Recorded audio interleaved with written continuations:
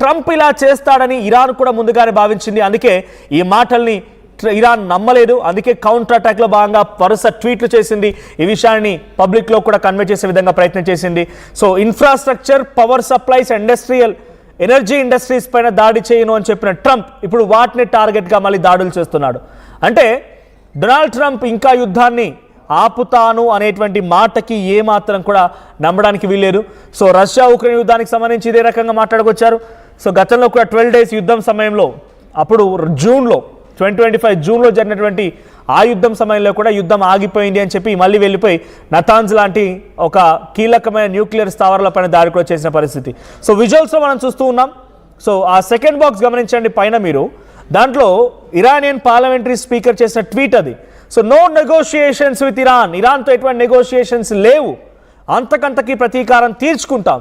Ali Khamenei అగ్రెసర్లు, ఎవరైతే అగ్రెసర్గా అంటే ఇక్కడ aggressor in the sense Israel and America మాపై దాడి చేసిందో వాళ్ళకి తగ్గట్టుగా పనిష్మెంట్ ఇచ్చేంత వరకు మేము ఊరుకోమని చెప్పి క్లియర్గా చెప్పిన ఇరానియన్ స్పీకర్ మాటలు కూడా ఇప్పుడు మనం పరిగణలోకి తీసుకోవాల్సిందే. సో నెగోషియేషన్ జరపలేదు, ఎవరితో చర్చలు లేవు, ఏమీ లేవు. డైరెక్ట్గా వచ్చి కేవలం ఒక ట్వీట్ చేసి మళ్ళీ అటాక్ మొదలు పెట్టేశాడు. సో అటాక్లో ఏ స్థాయిలో ఉందనంటే ఇప్పుడు డైరెక్ట్గా ట్యాంకర్ల పైన, బాంబులు ఉండేటువంటి బిల్డింగ్ల పైన, వాళ్ళు ఎక్కడైతే వెపన్స్ని ఏర్పాటు చేసుకున్నారో వెపన్స్ ఉన్న చోట, ఇంకా కీలకమైన ప్రాంతాల్లోనే ఈ అటాక్ జరిగింది. అటు నేతన్యాహు కూడా ప్రకటించారు. ఒకవైపు ట్రంప్ ట్వీట్, ఇంకోవైపు నేతన్యాహుకు సంబంధించిన మాటలు చూస్తే ఇద్దరి మధ్య కూడా పొసగడం లేదు, ఇద్దరి మధ్య కూడా విభేదాలు ఉన్నాయన్న రకం క్రియేట్ అయింది. సో నేతన్యాహు ఏమన్నారంటే ఎట్టి పరిస్థితుల్లో యుద్ధం ఆగదు, యుద్ధం కొనసాగుతూనే ఉంటుంది, యుద్ధం పైన మేము ఎట్టి పరిస్థితుల్లో వెనక్కి తగ్గే ప్రసక్తే లేదు అని చెప్పి నేతన్యాహు ప్రకటిస్తూనే operation lion, maybe I don't exactly remember, వాళ్ళు చేపడుతున్నటువంటి ఆపరేషన్ రోరింగ్ లయన్ ఇంకా కొనసాగుతూనే ఉందని చెప్పి ఆయన చెప్పుకొచ్చారు. లెబనాన్, సిరియా, హమాస్ వ్యవస్థలపై ఇంకా దాడులు చేస్తూ ఉన్నాం, ఇరాన్ని కూడా పూర్తిగా అంతమొందిస్తామని రకంగా నేతన్యాహు ప్రకటించారు. కానీ ట్రంప్ మాత్రం 5 రోజుల్లో బ్రేక్ ఇస్తారన్నాడు. కానీ ఇప్పుడు అవేమీ కూడా వర్కౌట్ అవ్వలేదు. మళ్ళీ అటాక్ జరుగుతూనే ఉంది. అక్కడ కీలకమైన ట్యాంకర్ల పైన, తర్వాత బాంబులు ఉండేటువంటి బిల్డింగ్ల పైన, స్థావరాల పైన యుఎస్ మళ్ళీ స్ట్రైక్స్తో రెచ్చిపోయింది. సో ఇప్పుడు ఇరాన్ ఏమాత్రం ఊరుకోదు, వెనక్కి అడుగు వేయదు. ఎట్టి పరిస్థితుల్లో ఇరాన్ వెనక్కి వెళ్ళే ప్రసక్తి లేదు. బికాస్ 25 days ఆఫ్ యుద్ధంలో, 25 రోజుల పాటుగా జరుగుతున్నటువంటి ఈ యుద్ధంలో నిజానికి ట్రంప్ ఏమనుకున్నారంటే 1-2 రోజుల్లో పూర్తిగా ఇరాన్ని కొట్టిపడేస్తా, ఇరాన్ పని అయిపోయింది, ఇరాన్ పని అయిపోయిందంటే ఇక మిడిల్ ఈస్టర్న్ కంట్రీస్ మొత్తం నా చెప్పు చేతుల్లో ఉంటాయి. ఇరాక్ నా మాట వింటుంది, పాకిస్తాన్ నా మాట వింటుంది, దుబాయ్, సౌదీ, తర్వాత బహ్రాన్, బనామా, ఇరాక్ ఈ ప్రాంతాలన్నీ కూడా ఎంటిలో అన్లెస్ ఇజ్రాయెల్ వరకు, యమన్స్ మినహా ఓమన్ ఇవన్నీ కూడా నా మాట వింటాయి.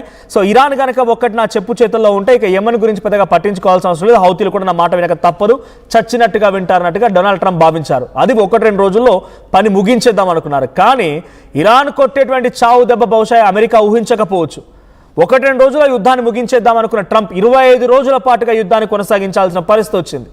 25 రోజుల పాటుగా అంతటి అగ్రరాజ్యమే తలొగ్గి డైరెక్ట్గా యుద్ధంలోకి వచ్చి తల పట్టుకొని వాళ్ళ యుద్ధ నౌకల్ని కూడా కోల్పోయే పరిస్థితి, F-15 విమానాన్ని కోల్పోయే పరిస్థితి, F-35 ఎయిర్ క్రాఫ్ట్స్ని కోల్పోయే పరిస్థితి, వాళ్ళ సైనిక స్థావరాలని కోల్పోయే పరిస్థితి వరకు వచ్చిందనంటే ఎంతటి స్థాయిలో ఇరాన్ అక్కడ అమెరికాని పిచ్చి లేపుతుందో అర్థం చేసుకోవాలి.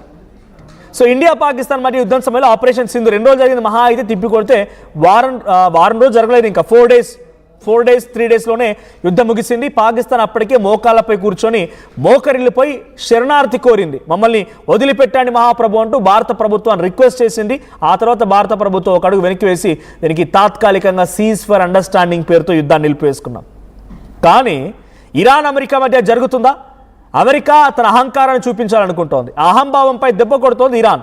ఇది కొనసాగుతూనే ఉంది, ఇంకా కొనసాగే అవకాశాలు కూడా ఉన్నాయి, ఇప్పట్లో మారే ప్రసక్తే లేదు. డొనాల్డ్ ట్రంప్ యొక్క లక్ష్యం వేరు ఇక్కడ. సో ఆపరేషన్ సింధూర్లో భారత్ లక్ష్యం ఒకటే, ఉగ్రవాదాన్ని రూపుమాపాలనో ఒక లక్ష్యమే తప్ప పాకిస్తాన్ని కంట్రోల్లోకి తీసుకోవాలనో, పాకిస్తాన్ని అక్కడ రెజిమిని మార్చాలనో ట్రంప్ లాగా అహంభావంతో, అహంకారంతో ఎక్కడ కూడా భారత్ ప్రయత్నం చేయలేదు. కేవలం ఉగ్రవాదాన్ని అంతమొందించడమే ఒక స్పష్టమైనటువంటి లక్ష్యంతో ముందుకు వెళ్ళాం. అదే రష్యా ఉక్రెయిన్ యుద్ధంలో కూడా రష్యా ఏం చేస్తోంది, తమ భూభాగంలోకి నాటో కంట్రీలతో యుక్రెయిన్ కనుక కలిస్తే మాకు ఎప్పటికైనా ప్రమాదమే, కాబట్టి నాటో కంట్రీస్తో యుక్రెయిన్ కలవకూడదు, అక్కడ క్యూ ప్రాంతాన్ని మొత్తాన్ని కూడా యుక్రెయిన్ కంట్రోల్లోకి తీసుకుంటే తమకు చాలా ఇబ్బందికర సిచ్యువేషన్ అండ్ బార్డర్ షేరింగ్ ఏరియాస్గా ఉన్నాయి కాబట్టి అవి కొంత ఇబ్బంది పడ్డాయి. కానీ ఎక్కడో ఉన్న డొనాల్డ్ ట్రంప్, అమెరికా ఇరాన్తో వచ్చిన ఇబ్బంది ఏంటి? కేవలం ఒక అహంకారం తప్ప ఇరాన్తో యుద్ధం చేయడానికి డొనాల్డ్ ట్రంప్ దగ్గర ఉన్నటువంటి ఒకే ఒక అంశం చెప్పండి. న్యూక్లియర్ వాడు ఏం చేస్తాడు ఆయన? ఇరాన్ న్యూక్లియర్ ఎవరి మీద వాడతాడు ఆయన? శత్రు దేశాల మీద. శత్రువు ఎందుకు అయ్యావు నువ్వు? సో సామరస్యంగా ఉంటే ఇప్పుడు బార్డర్ షేరింగ్ కంట్రీస్ కోలేని ఇబ్బంది, ఆఫ్ఘనిస్తాన్ పాకిస్తాన్ యుద్ధం జరుగుతుందంటే వాళ్ళ మధ్య కొంత సరిహద్దు ప్రాంతాలకు సంబంధించి విభేదాలు ఉన్నాయి. ఇండియా పాకిస్తాన్ మధ్య అదే రకంగా ఉన్నాయి. సో రష్యా ఉక్రెయిన్ మధ్య సమస్యలు ఉన్నాయి. పోనీ ఇరాన్ ఇరాక్ మధ్య ఆ సమస్యలు ఉన్నాయంటే అనుకోవచ్చు.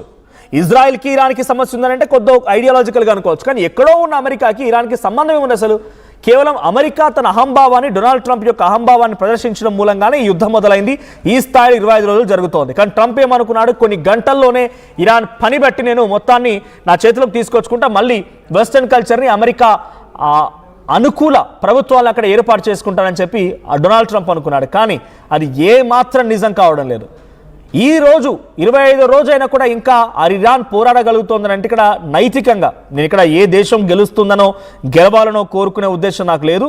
యాజ్ ఏ ఇండివిజువల్ పర్సన్గా నాకు ఇప్పుడు అలాంటి ఉద్దేశం కూడా ఉండదు. బట్ ఇక్కడ నైతికంగా మన యుద్ధం సమయంలో 25 రోజుల పాటుగా ఈ నిర్విరామమైనటువంటి యుద్ధాన్ని చూస్తూ ఉంటే ఇరానే పైచేయి సాధిస్తుందేమో అనే రకం కలుగుతోంది భావన. ఎందుకనంటే డొనాల్డ్ ట్రంప్ లాంటి వ్యక్తి ఇన్నిసార్లు ఇంత దారుణంగా ఇన్ఫ్రాస్ట్రక్చర్ని అక్కడ 12,000 మంది ఇప్పటికే ఆర్మీ అండ్ సామాన్యులంతా కలిసి మరణించారు. కొన్ని crores of billions of dollars పూర్తిగా నష్టపోయింది. సౌత్ ఫార్స్ గ్యాస్ పీల్చిపోయాయి, ఆయిల్ ట్యాంకర్స్ని పేల్చేసింది. ఇంకా నష్టం వాటిల్తూనే ఉంది. కొన్ని కోటాను రూపాయలు, బిలియన్ డాలర్స్ నష్టం వచ్చినా కూడా ఇరాన్ ఏమాత్రం వెనక్కి తగ్గడం లేదు.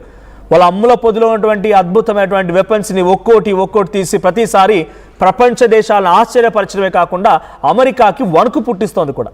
ఇప్పుడు డొనాల్డ్ ట్రంప్ ఆ ట్వీట్ చేశాడంటే కేవలం ఆయన ఒక